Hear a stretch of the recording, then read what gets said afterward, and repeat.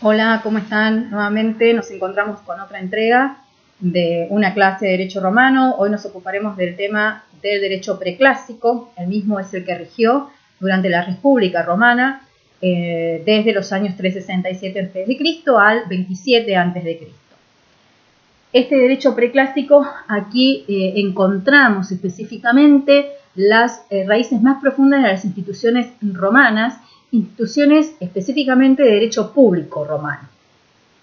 Las características de este derecho preclásico es que sigue siendo un derecho formal, sigue siendo un derecho rígido, sigue siendo un derecho en donde no hay una norma o una ley que diga que la ley posterior deroga a la ley anterior, y es un derecho específicamente estratificado. ¿Por qué? Porque son dos estratos separados. Ahí está, por un lado, el ius civili. El ius civili es el derecho civil, el derecho propio y exclusivo de los ciudadanos romanos, el único que podían utilizar los ciudadanos romanos, que era exclusivo de ellos, que venía de la ley de las 12 tablas y que provenía también de la actividad del colegio sacerdotal de los pontífices.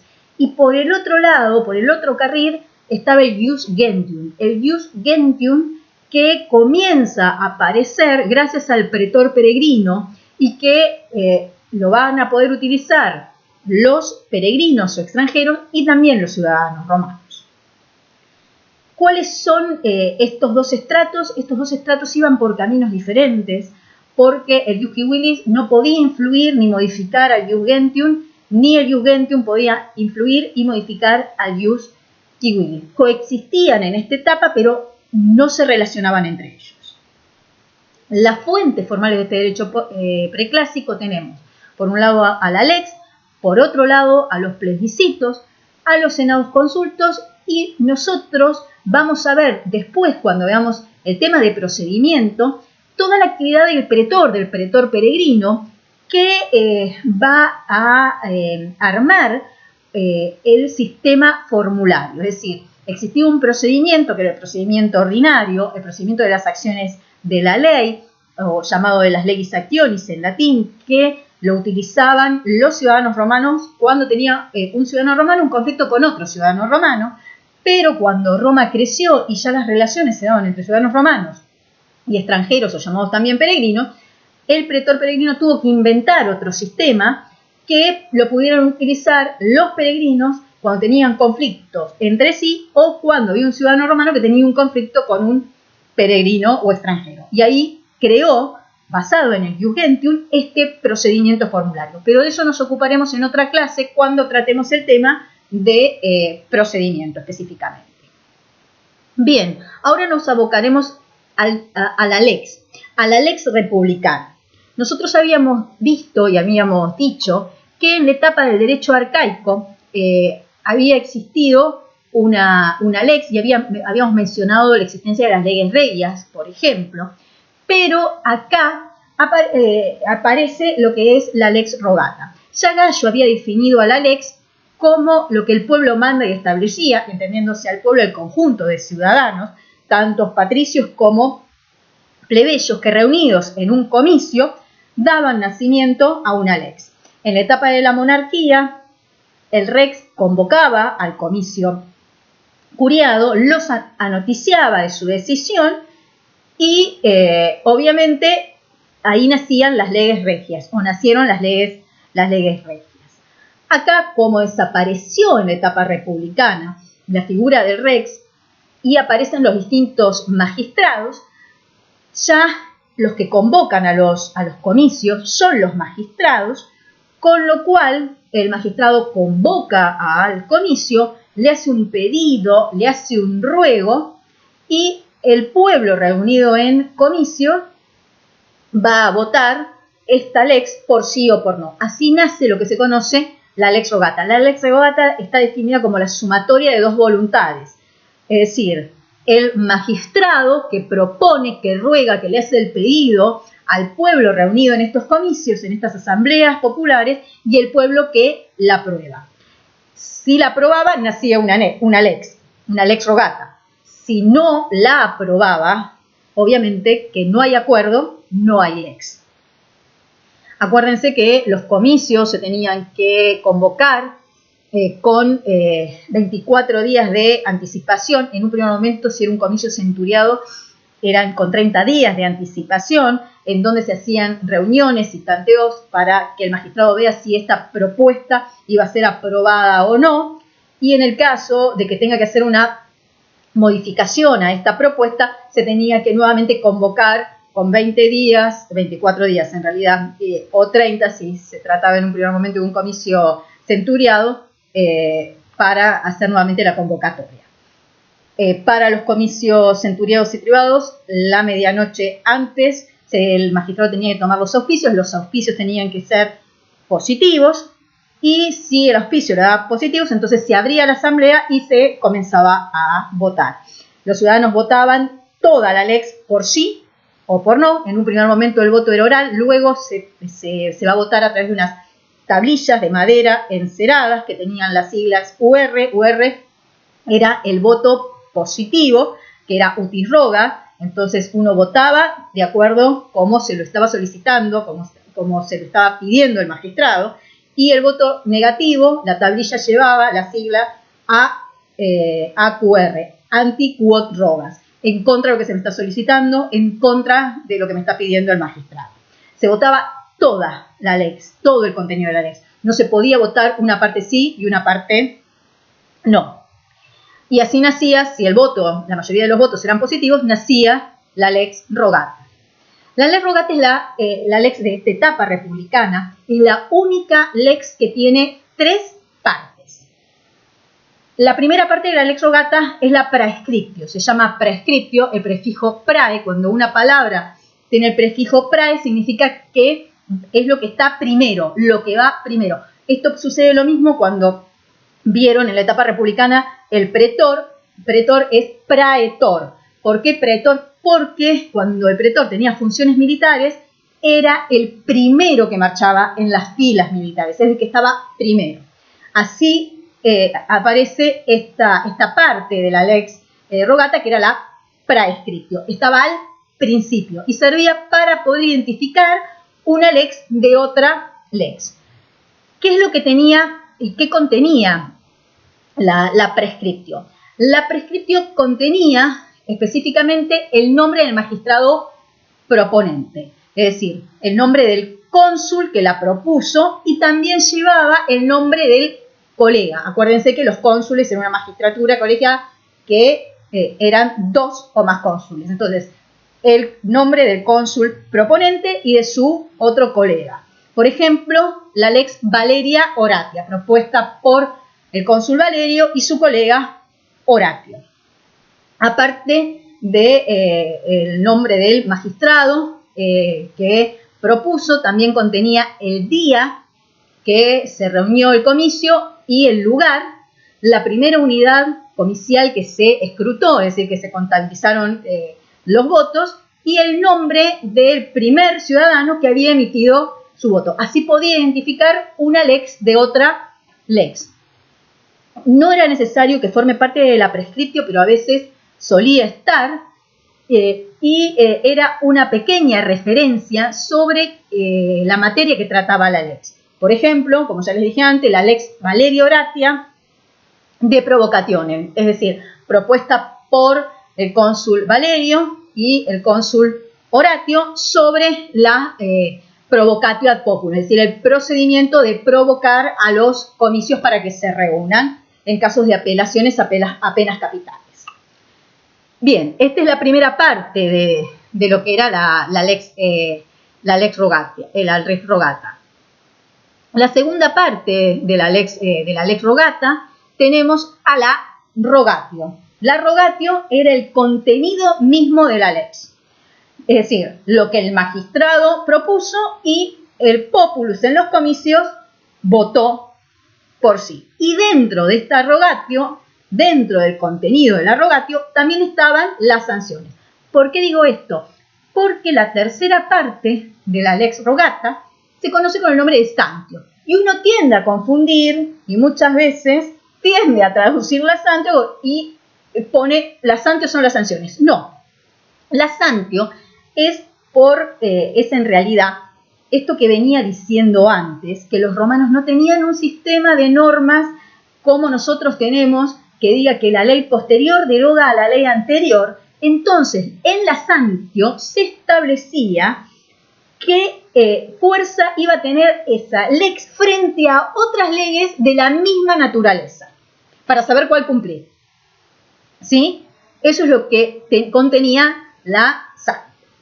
Siempre me preguntan con respecto a este tema, que el derecho romano tiene muchos términos en latín. Sí, lamentablemente tiene muchos términos en latín. Hay muchos que se puede dar una traducción que en realidad a veces no significa lo mismo. Hay otros términos que no se pueden realmente traducir, pero sí, digamos, yo tomo el latín, no tomo latín, corrijo castellano cuando tienen faltas de ortografía, pero por ejemplo, uno no se acuerda cómo se llama cada una de las partes de la lex rogata en latín. No se las acuerda, pero sabe que la lex rogata tiene 3 partes, que consta de una primera parte donde se encuentra el nombre de los magistrados proponentes, el nombre del primer ciudadano que votó, el día que se reunió el comicio, el lugar, la unidad escrutada, que puede contener una referencia de la materia. Sabe que tiene una segunda parte que es el contenido mismo de la lex, lo que los ciudadanos votaron en los comicios y que aprobaron, y una tercera parte que es la fuerza que tiene esa lex frente a otras de la naturaleza. No se acuerdan el nombre en latín, pero se acuerdan estas 3 partes y qué contiene, eso está bien. No es necesario acordarse la terminología latina. Si se acuerdan qué contenía, cuáles eran estas 3 partes, no el nombre de las 3 partes, pero sí qué contenía, está bien. No es necesario saberlo y volverse loco y poner los términos en latín. Ahora, si no se saben los términos en latín y tampoco se sabe qué contenía cada una de las partes de la lex rogata, ahí van a estar un poco complicados. Bien, como dijimos antes, esta lex rogata es la única que tiene las 3 partes. Había otras leyes, que una es la lex data. En esta etapa aparecen también la lex data, que es aquella que la dictó un promagistrado en su provincia, un procónsul, un propretor, y como en las provincias no se reunían los comicios, no podía ser rogada, por lo tanto, al pueblo, directamente la dictaban estos promagistrados en su provincia. Y toman el nombre de lex porque como los mismos promagistrados habían sido designados por medio de una lex, entonces todo lo que provenía de ellos toma el nombre de lex data. Obviamente que estas leyes data, como las dictan en las provincias, solamente se aplican en la jurisdicción provincial.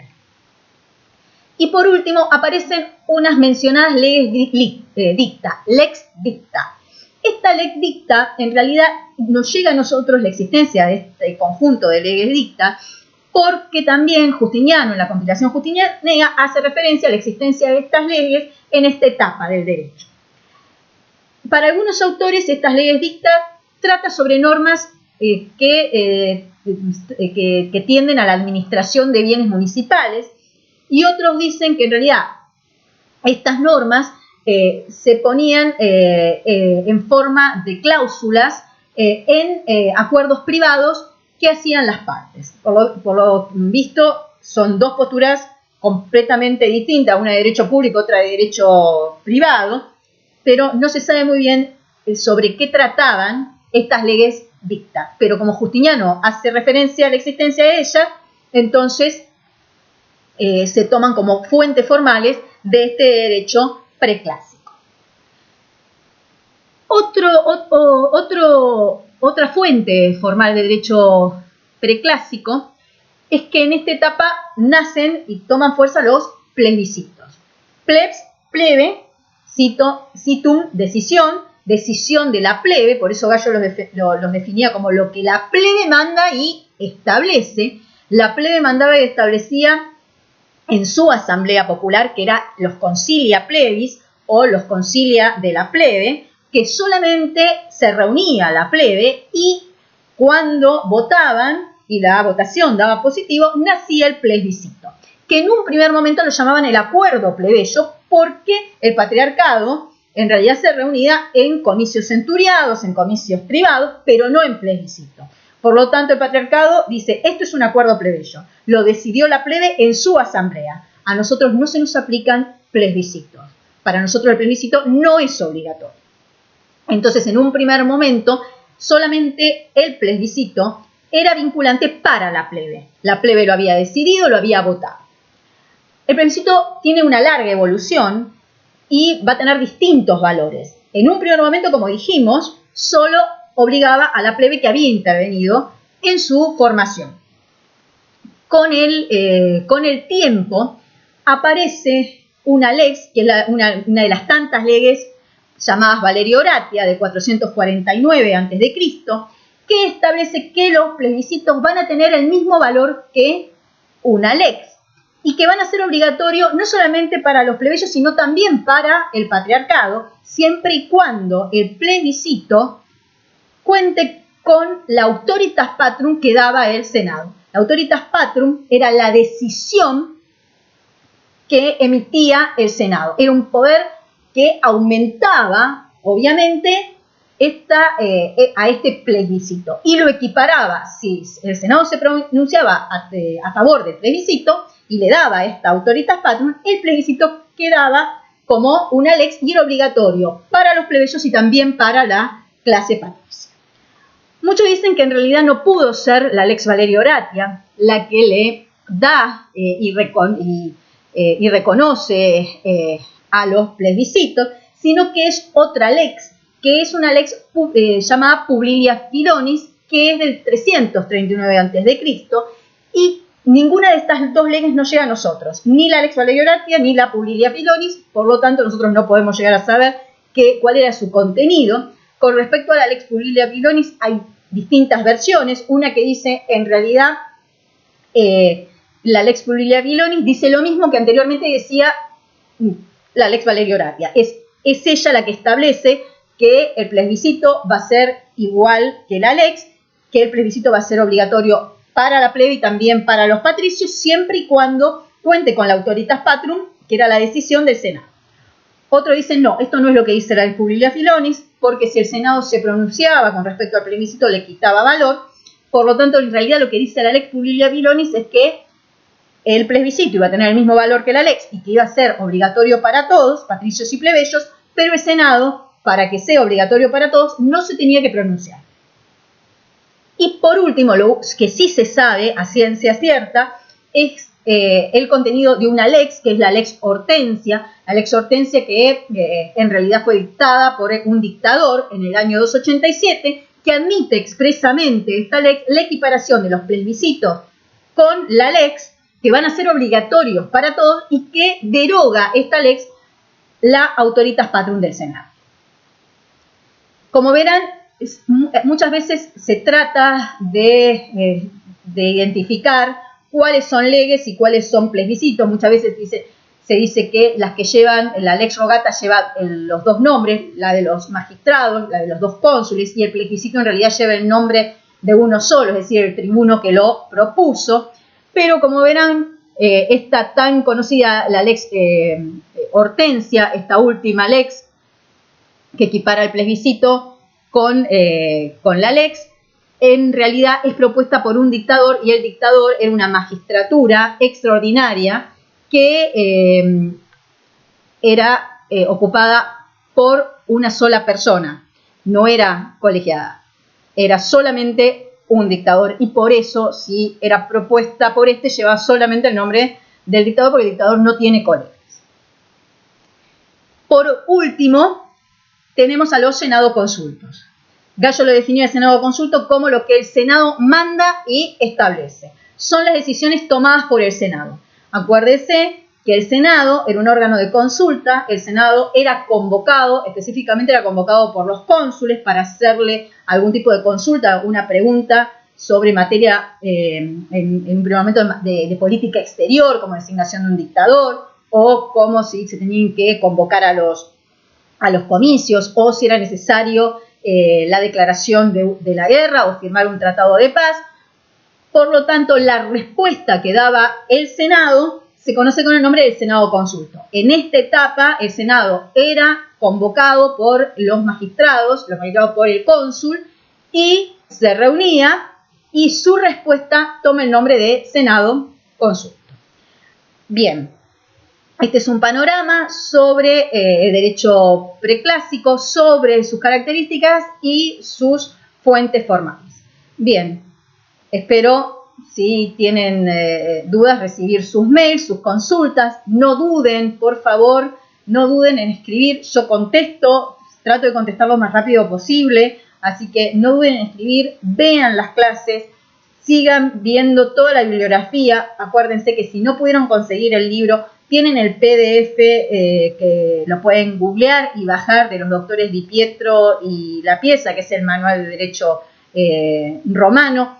Fíjense el material también, guía subido en el campus, y bueno, estoy a su disposición. Hasta luego.